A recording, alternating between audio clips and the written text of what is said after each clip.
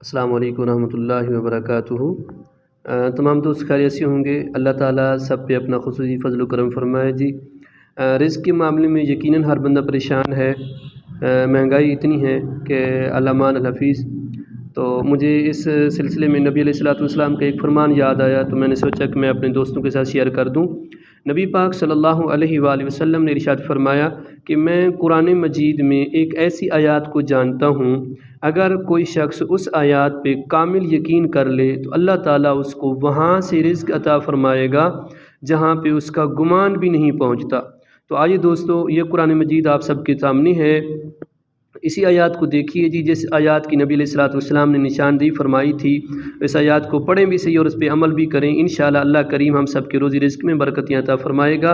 جی آیات ہے جی یہ کہ بسم اللہ الرحمن الرحیم، وَمَن يَتَّقِ اللَّهَ يَجْعَل لَّهُ مَخْرَجًا وَيَرْزُقْهُ مِنْ حَيْثُ لَا يَحْتَسِبُ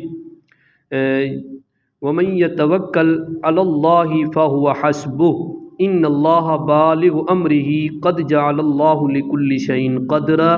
یہ وہی آیات ہے جی جس آیات کے بارے میں ہمارے پیارے آقا رحمۃ للعالمین صلی اللہ علیہ وآلہ وسلم نے ارشاد فرمایا تھا کہ جو بندہ بھی اس آیات پر ایمان رکھے گا تو اللہ کریم اس بندے کو وہاں سے رزق عطا فرمائے گا جہاں اس کا گمان بھی نہیں تھا۔